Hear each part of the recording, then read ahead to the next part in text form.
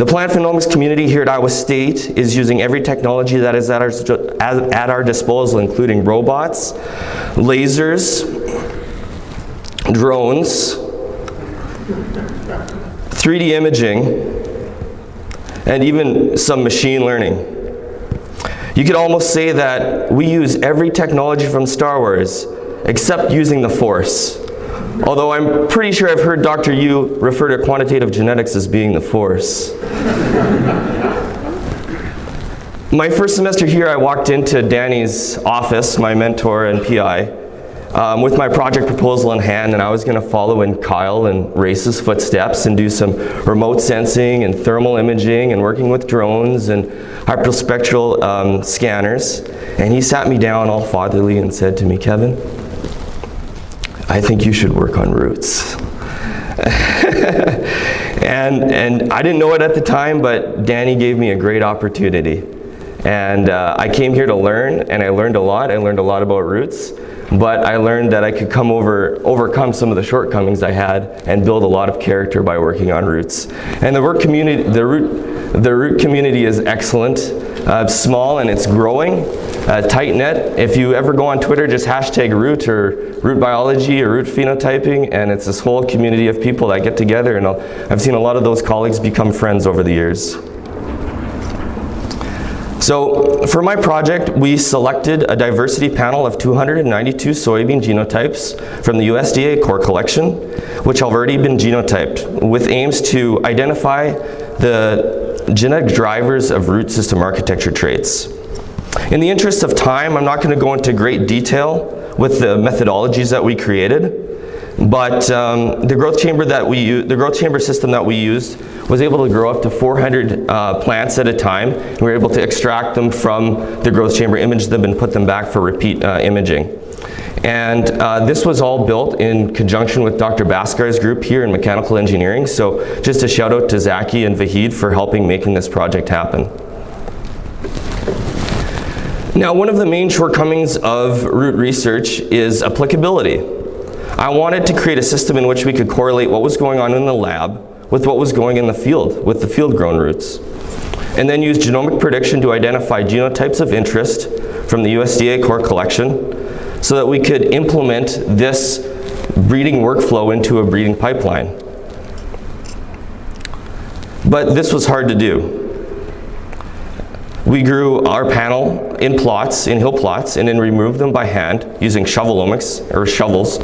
And this was a lot of work and only gave us 4 plants per genotype for two sites in Ames and Muscatine.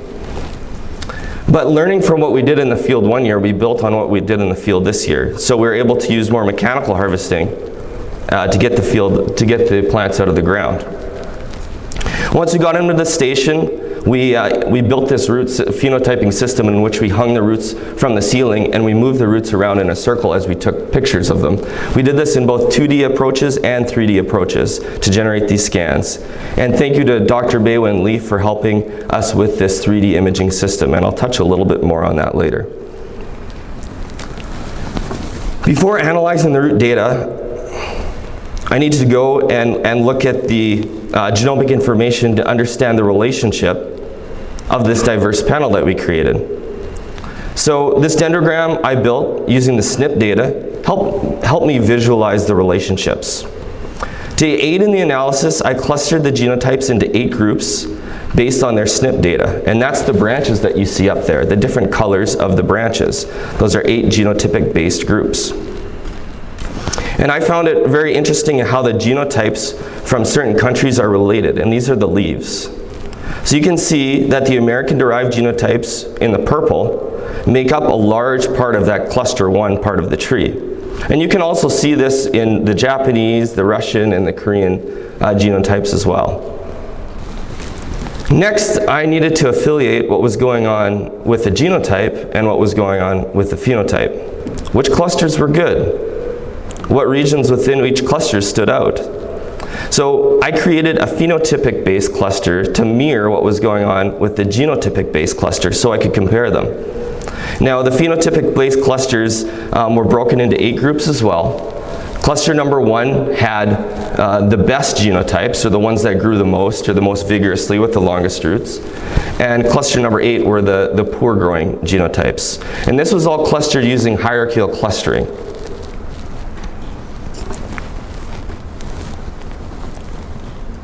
Clusters 2, 3, and 5 really stood out as being good, and you can see in those sections as they correlate to the magenta, red, and green colors. But clusters 7 and 6 were generally pretty bad, as you can see with the blue, cyan, and yellow colors. And we were sitting down in our office, and Clayton and John and I were talking about this. And John said, well, what do you mean, what's good and what's bad? And I just thought, you know, I took it for granted that plants with longer roots or more vigorously growing roots or more surface area was good. And then I remembered one thing that Danny said to me one time. Is he said, Kevin, you're not thinking like a plant breeder. We select plants based on their environment, you know, and how we select plants and how we can shape them to the environment that we choose to grow them. And so, how are these genotypes that we have, how have they been shaped by their environment? Where are they from? What part of the world? And what type of the soil? What type of climate is there? So, even though I was making some good strides and I was building somewhat of a story, I took a step back and looked at this a different way. So I created 5 root types, and this was all based on previous work in literature. And these 5 root types kind of highlight different shapes or different environments that they're from. For example, on the bottom left there we have the foraging type, which was originally made for an environment where it would be most effective to scour the subsoil for immobile nutrients like phosphorus.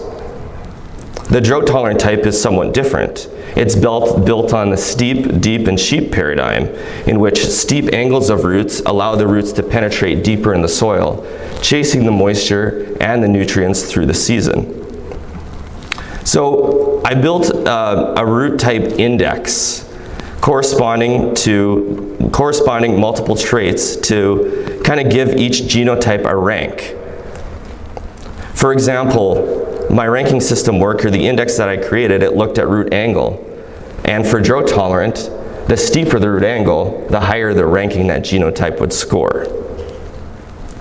So the 5 images there are 5 PIs that scored the best in the ranking system based on the index that we had created.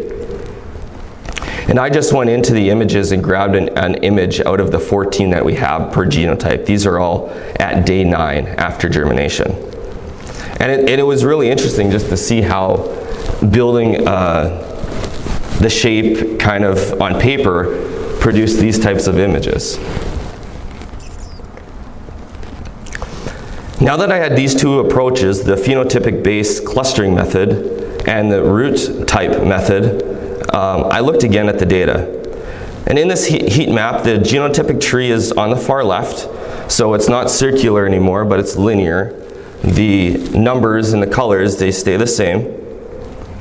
The root types are left, or are right of that, in red and black. The black being strong, and the red being poor. Beside that, I have 13 root traits that we collected out of the 50 in total that we had. Blue being strong and orange being poor.